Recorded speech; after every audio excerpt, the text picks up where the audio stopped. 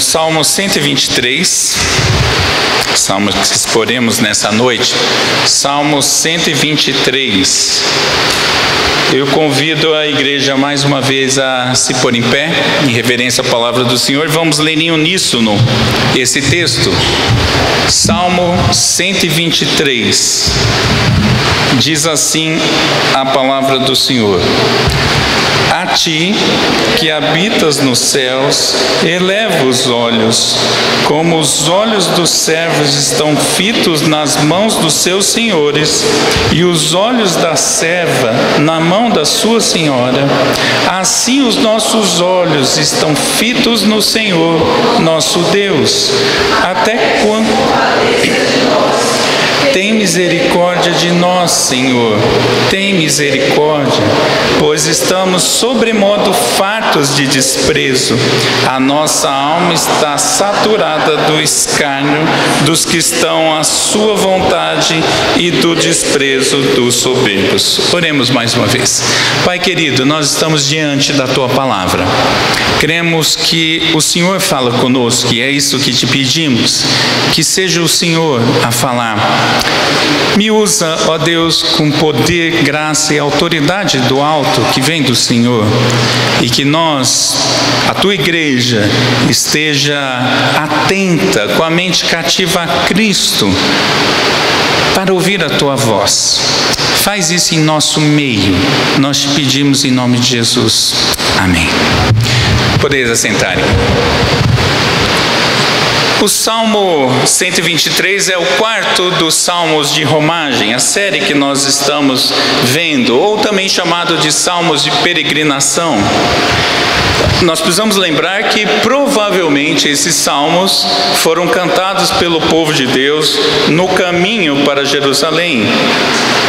Lembra que eles iam das suas casas, das suas cidades, 3 vezes por ano para Jerusalém, para no templo adorar, apresentar sacrifícios, as suas ofertas, os seus recursos. Mas também esse salmo pode ter sido, esses 15 salmos pode ter sido cantado quando subia os degraus em Jerusalém. Nós não temos certeza precisa sobre isso, mas uma dessas opções. O fato, meus irmãos, que esse salmo, essa coletânea é a coletânea dos peregrinos, e nós somos esses peregrinos nesta vida passageira rumo a Jerusalém celestial, onde nós estaremos ali eternamente com o nosso Deus, na presença do nosso Senhor. Porém, enquanto isso não acontece, nós seguimos com as nossas lutas diárias, não é verdade? Que todo discípulo de Jesus tem.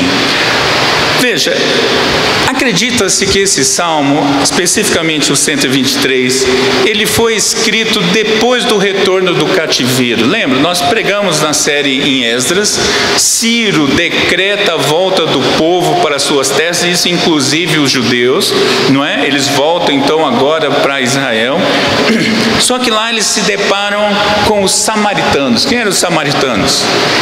Os judeus que ficaram não cumprindo a palavra de Deus se misturam em julgo desigual com os babilônicos, e aí surge então esse povo, os samaritanos. E ali começa a confusão, porque eles desprezavam os judeus puros, digamos assim, quando eles voltaram. Pode ser que não seja esse contexto, mas o fato, meus irmãos, mesmo que não seja isso, é que o povo de Deus sempre foi atacado, sempre foi afligido pelos incrédulos. Sempre. Isso está na história do povo de Deus.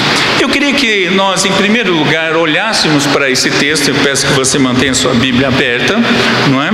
E que depois a gente olhasse também para algumas aplicações para a nossa vida. Em primeiro lugar, no versículo 1, nós vemos uma atitude inicial do salmista nesse texto. O salmista olha para o céu, em busca do Senhor. A ideia é que do alto o Senhor tudo vê, o Senhor tudo enxerga, o Senhor tudo sabe. O curioso é que aqui, essa expressão habitar nos céus, significa que Deus está entronizado, Deus está está no trono celestial. Deus está na sua posição real, de Deus de todo o universo. Ali Deus domina, ali Deus reina sobre tudo e sobre todos. E o salmista está dizendo isso: eu olho para o Senhor que está no trono, o Senhor que é o Deus Todo-Poderoso. O salmista então eleva os seus olhos aos céus em meio às trevas das aflições. O salmista olha para o céu em busca da luz divina. Ele está com algum problema. Se ele está dizendo isso, é porque ele está com algum problema. É como se alguém estivesse num labirinto, e num labirinto, meus irmãos, você olha para todo lado e você não vê saída.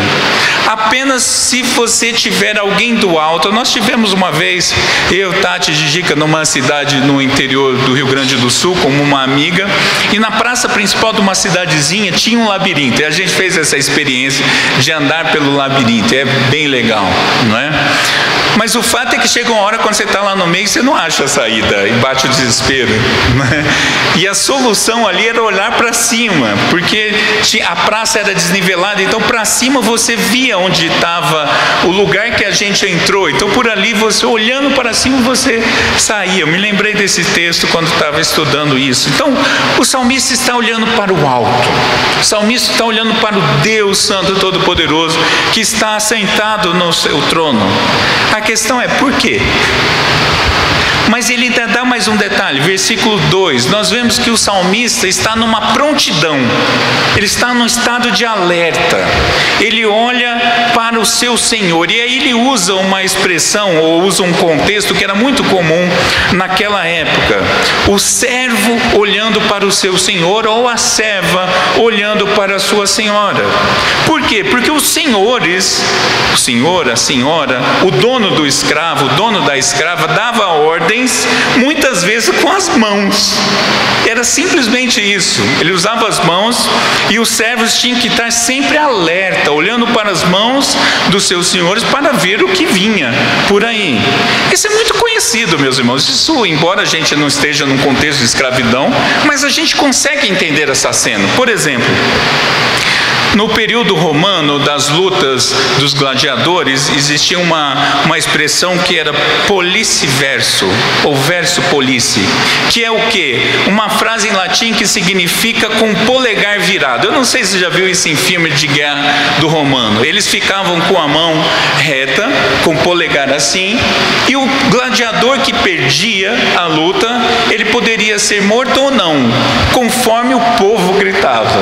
Se o povo estivesse com a mão assim e virasse para baixo, morte de quem perdia. Se virasse para cima, estava salvo.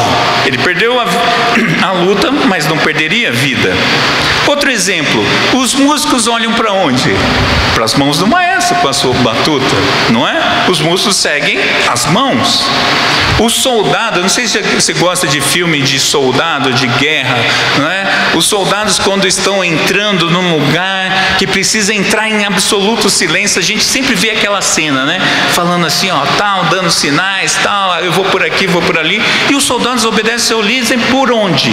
Olhando para as mãos. Então veja, o salmista está dizendo que ele está de olho nas mãos do seu Senhor. Ele está olhando para cima, está atento às mãos do seu Senhor, porque o Senhor há de dizer o que tem que ser feito. Agora, tem um outro detalhe, é que os escravos não podiam se defender.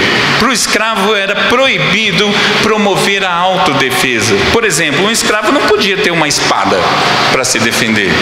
E eles eram humilhados, tanto os homens quanto as mulheres escravos, eles eram humilhados de todas as formas.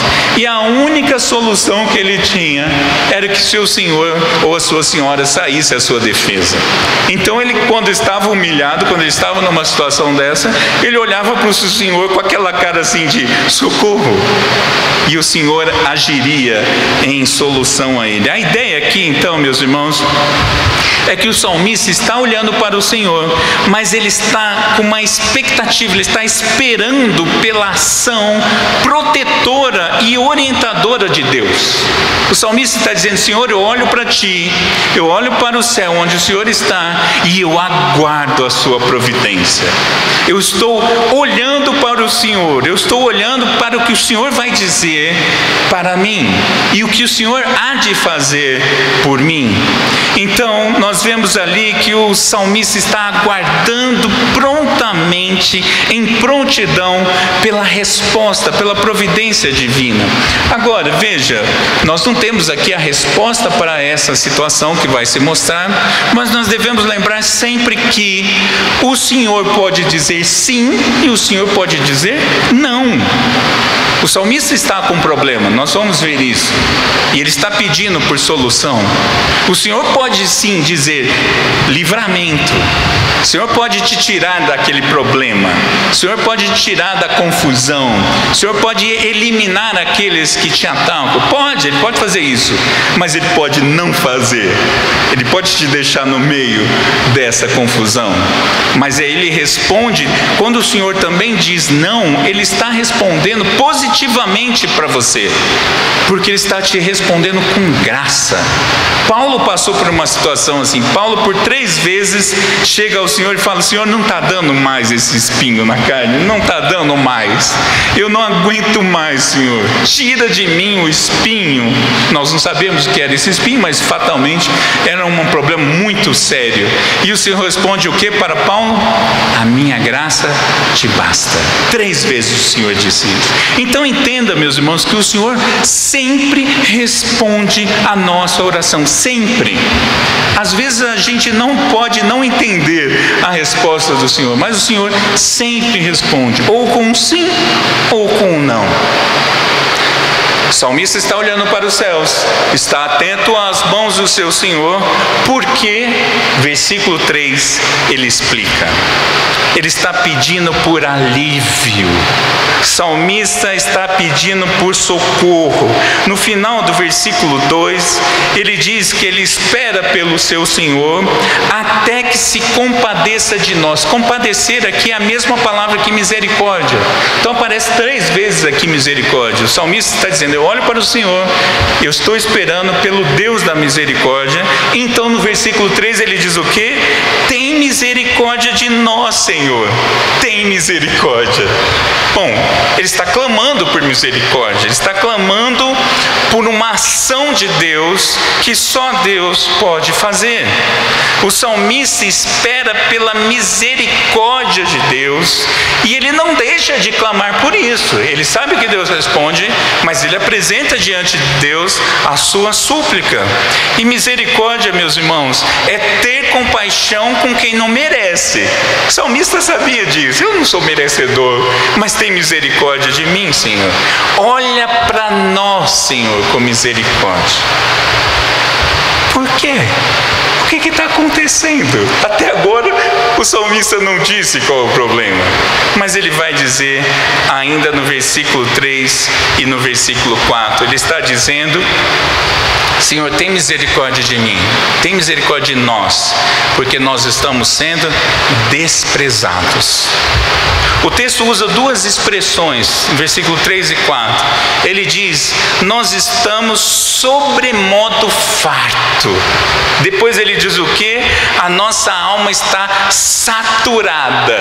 O que é saturação, meus irmãos? Sabe quando você pega um pano para secar o chão e quando você põe, ele está sequinho, põe sobre a poça d'água, por exemplo, ele se enche todo e daqui a pouco não seca mais, não é verdade? Você tem que fazer o quê? Torcer o pano, porque o pano está saturado, está cheio, não cabe mais. O salmista: Senhor, não aguento mais, a nossa alma está saturada, Senhor, não está dando mais. Por quê? E aí ele vai explicar, porque há uma hostilidade injusta. Eles estão sendo afligidos simplesmente porque são do Senhor. Esse é o contexto aqui. Eles estão sendo afligidos porque são crentes. O salmista está dizendo: Senhor, nós somos o teu povo, e só porque nós somos o teu povo, eles estão nos afligindo. É gente que está agindo de forma longa e contínua. É gente arrogante que está agindo sobre nós, e nós não aguentamos mais, Senhor. Veja, a ideia aqui é de hostilidade injusta, simplesmente por ser servos do Senhor. Não é outra razão. Pois bem, um texto curto, um texto até bastante simples de entender, mas o que isso tem a ver comigo e com você? O nosso contexto atual, meus irmãos, não mudou nada. O fato é que não muda nada. Os crentes continuam sendo hostilizados pelo mundo simplesmente por serem cristãos, simplesmente por serem discípulos de Jesus.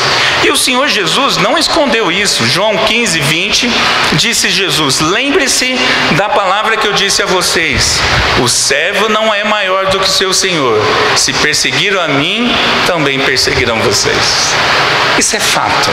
Se você é um discípulo de Jesus, simplesmente por ser discípulo de Jesus, você vai ser perseguido, você vai ser hostilizado, você vai ser atacado, você vai ser desprezado, muitas vezes, simplesmente por isso. Agora, para ficar bastante claro para nós, eu estou falando, o texto está dizendo de perseguição por sermos do Senhor. Perseguição injusta. Não dá para você pegar esse texto e aplicar a qualquer tipo de perseguição.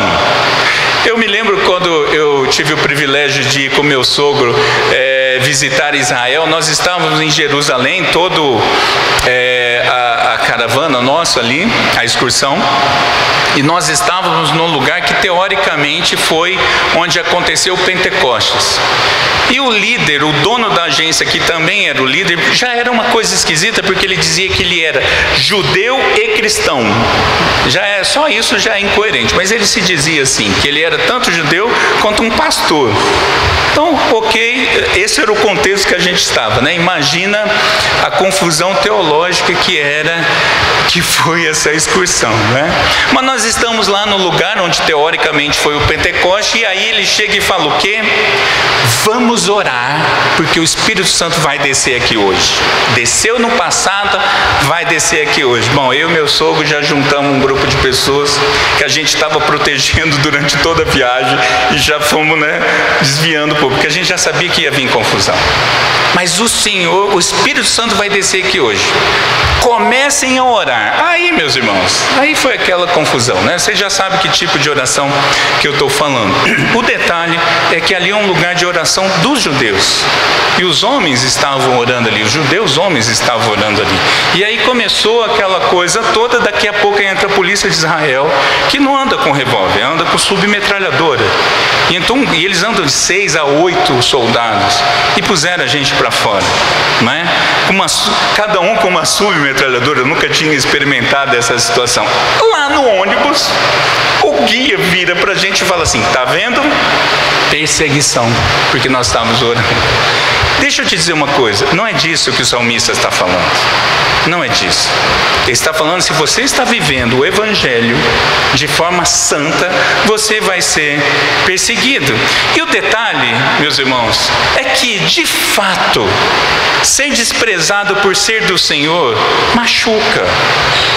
O próprio Senhor fala lá em Mateus 5, 22, aquele texto que ele está falando sobre morte, não é? Que não devemos agir assim contra um irmão. Ele diz assim: eu, porém, lhes digo que todo aquele que se irá contra o seu irmão estará sujeito a julgamento. E quem insultar o seu irmão estará sujeito a julgamento do tribunal. Mas ele continua: e quem chamar de tolo estará sujeito ao inferno de fogo. A lógica é o desprezo, meus irmãos, é terrível. É ou não é verdade? Você já experimentou isso? Você já experimentou ser hostilizado simplesmente porque você é crente? Eu vou te ajudar a lembrar algumas coisas. Nós somos hostilizados nos mais diversos contextos em que nós vivemos. Por exemplo, no ambiente acadêmico, na escolinha. As crianças são atacadas na escolinha simplesmente porque são crentes. Às vezes um amiguinho vira e fala assim: por que você não vai no meu aniversário no domingo? Porque você tem que ir na igreja? Ela já começa cedo apanhando, né? Na escola, na universidade, os jovens são atacados. E nós estamos vivendo isso com muita ênfase nos nossos dias. São imposições de valores antibíblicos, pautas modernas que contrariam a fé cristã.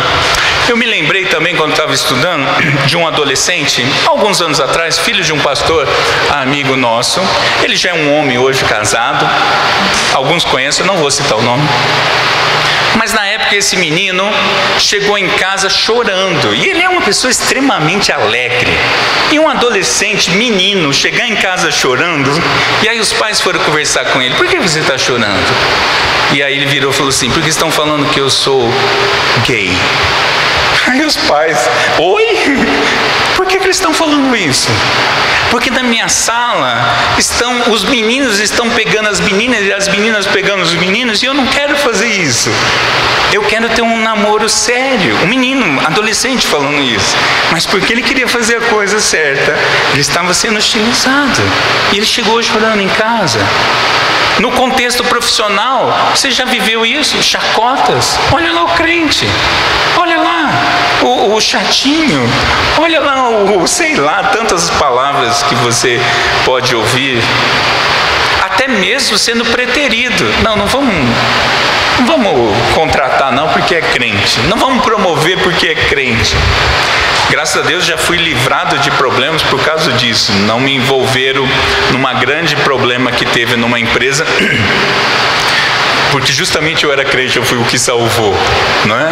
Mas muitas vezes não é legal isso. Você não é chamado para as festas da empresa, você não é chamado para um happy hour, porque afinal de contas você é crente, é chato. Mas também tem os contextos familiares. E quando você é o único crente da família, família de incrédulo, você se converte, e aí pronto, meus amigos, meus irmãos, isso é uma experiência inefável. Primeiro Natal quando você é crente, tipo aquela família que bebe e fala muita besteira nas festas, agora você não faz mais isso. E aí você é quem? O chato. Você agora é o crente. Você é bombardeado por isso dia após dia. Infelizmente até no contexto religioso isso acontece. Infelizmente até mesmo entre crentes, o que não deveria acontecer. Às vezes a gente vê algumas posturas mundanas entre irmãos. Antes, por exemplo, era contra crente, simplesmente crente. O cara era crente, era o chamado povo da Bíblia. Eu não vivi isso, mas a história mostra que há poucas décadas atrás, só o fato de ser crente já era um problema. Depois vieram os nossos irmãos pentecostais e aí passaram a falar mal deles. Olha lá, a irmã do coque, a irmã da saia, o irmão do terno, o irmão daquilo, humilhando os irmãos pela sua posição. Agora, mais recentemente, a briga é contra os calvinistas, né? Tem um tal de Silas Malafaia que está brigando com todo mundo, usando a TV dele para falar mal de calvinista. Mais modernamente ainda, os reformados, né? Afinal de contas, é um neopuritano. E essas coisas vão martelando a nossa mente, martelando a nossa alma. A gente vai se sentindo cada vez afligido por isso. Acontece que tem uma hora que não dá mais, né? Tem uma hora que não dá mais. É aquela hora que você fala: chega, Senhor, não aguento mais. Não está dando mais, Senhor. Eu sou teu, Por que estão fazendo isso comigo? Eu não estou fazendo nada de errado. Obviamente nós pecamos, não é disso que eu estou falando, mas você está vivendo uma busca por uma vida piedosa e apanha. Quanto mais você faz, mais você apanha. Parece que é uma lógica. Diante disso, meus irmãos, o que fazer? Eu não sei se você está vivendo isso neste momento. Não sei se você viveu já isso. E eu não posso te garantir que você não vai viver isso no futuro. Mas como nós respondemos a isso? Eu quero ver 3 aplicações práticas para a nossa vida. Em primeiro lugar, faz igual o salmista. Eleva os olhos para Deus. Eleva os olhos para o Pai. Nós estamos lendo aqui o breve catecismo que está esmiuçando uma oração que é chamada de Pai Nosso. Como começa? Pai Nosso que está onde? Onde está o Senhor nosso Deus? Pai Nosso que está nos céus. Você tem que olhar para o Senhor, você tem que olhar para o alto. Porque se você olhar no nível que você está, você não acha a solução. Porque o problema está no nosso nível. Por isso você tem que olhar para o alto. Você tem que olhar para o Senhor. Você tem que apresentar ao Pai a situação que está te afligindo. Você tem que rasgar o seu coração. Porque quando o salmista está falando misericórdia, não é uma oraçãozinha não, meus irmãos. Ele está provavelmente aos prantos diante do Senhor. É uma grande possibilidade. Você tem que chorar no seu travesseiro. Você tem que orar ao Senhor. Você tem que olhar para o Senhor e buscar no Senhor a solução. Nós precisamos lembrar sempre, meus irmãos, que a solução não está na terra. A nossa solução está no céu, no nosso Senhor, no nosso Senhor e Salvador Jesus Cristo. É para lá que você tem que olhar. Em segundo lugar, meus irmãos, vocês têm que esperar confiantemente no Senhor. A gente lê isso na palavra de Deus, a gente canta isso, mas muitas vezes nós não praticamos. Nós temos que fazer também igual ao salmista. Você está no meio dessa situação, você olha para o alto e você olha para as mãos do Senhor, para o poder do Senhor e não para as circunstâncias. Você tem que aguardar a providência divina. Você tem que descansar. Você está apanhando? Está apanhando mesmo. Vai acontecer mesmo. Mas você olha para o Senhor, você fala com o Senhor e você espera no Senhor. Porque você sabe que o seu Deus é o Deus que pode todas as coisas, porque Ele está entronizado no céu, o Senhor dos senhores, o Rei dos reis. É isso que você tem que fazer. Agora, ora o Senhor vai te aliviar. Ora o Senhor vai te tirar da situação. Ora Ele pode te mudar de emprego, pode mudar de setor, pode fazer essas coisas todas, porque Deus pode fazer todas as coisas. Mas ora Ele não vai te tirar. Ora Ele pode te deixar no meio do conflito. E aí, meus irmãos, nós temos que esperar do Senhor graça. Graça sobre graça. O próprio Senhor Jesus orou pedindo para afastar dele o cálice. O Senhor, afasta de mim esse cálice. Mas Ele diz o quê? Mas seja feita a tua vontade. Você pode orar sim e deve. Senhor, está difícil a situação, mas você descansa no Senhor. E cuidado, meus irmãos, eu quero aqui abrir um parênteses. Cuidado, nós não sabemos os propósitos do Senhor. Romanos 11:35, que lemos aqui no início. Quem primeiro deu a Ele para que Ele venha a ser restituído? Porque há uma tentação, há um perigo, quando estamos sendo atacados, de jogar a culpa para o Senhor. De falar, ó, é o velho pecado de Adão e Eva. Não, foi o Senhor. Eu estou nesse emprego porque o Senhor me deu. Eu estou nessa faculdade porque o Senhor me autorizou. Cuidado, não caia nessa armadilha. Porém, ao mesmo tempo, nós também lemos em Isaías, na leitura responsiva, versículos 49 e 31, que diz assim: o Senhor, falando sobre o Senhor, faz forte ao cansado, multiplica as forças ao que não tem nenhum vigor. Os que esperam no Senhor renovam suas forças, correm e não se cansam, caminham e não se fadigam. Isso é uma promessa, meus irmãos. É uma promessa do Senhor. Esse é o tipo de promessa que você deve deve tomar posse. Sabe aquela história, eu vou tomar posse? Quer tomar posse? Toma posse disso. Porque o Senhor garante para você que Ele vai te sustentar. É Ele que garante. Ele diz isso, que aqueles que estão cansados, o Senhor vai renovar as suas forças. E mais, o texto que nós lemos diz que Ele multiplica as suas forças. Ele não só nivela, Ele multiplica as suas forças para que você passe por essas situações. E em terceiro e último lugar, tá bom, pastor, eu entendi. Eu devo olhar para o Senhor e devo descansar nas promessas do Senhor. Mas não é fácil. Como que eu faço isso? Como que eu consigo garantir isso, se a minha própria força não garante nem o meu viver? E a resposta, meus irmãos, é simples: viver em Cristo. Cristo é a nossa solução. Nós precisamos lembrar sempre disso.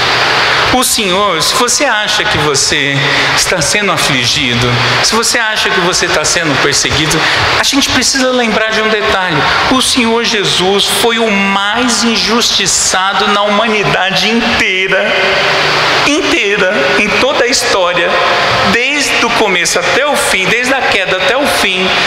Não tem pessoa na face da terra que vai passar pelo Cristo que passou. Por isso Ele sabe muito bem o que é ser desprezado. Percebe? Porque você pode ir a Cristo, porque Ele sabe. Você pode chegar e falar para o Senhor: eu estou passando por isso. Ele vai falar: eu sei, eu já vivi isso.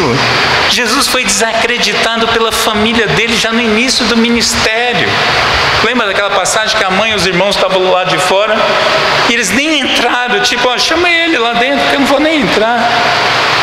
Pessoas ao longo do ministério de Jesus desacreditaram de Jesus, maldizeram, amaldiçoaram o próprio Senhor. No final, lembra no final, nos últimos momentos da vida de Jesus, os soldados escarneceram e cuspiram nele. As pessoas, eu gosto daquele texto de Marcos que ele diz que as pessoas meneavam a cabeça e zombavam. Sabe o que é isso? Sabe o que é menear a cabeça? Quando você faz assim, é a atitude mais desprezo que tem. E eu tenho que reconhecer que eu faço isso muitas vezes. Quando você quer desprezar alguém, é só você fazer assim. No trânsito eu faço isso direto.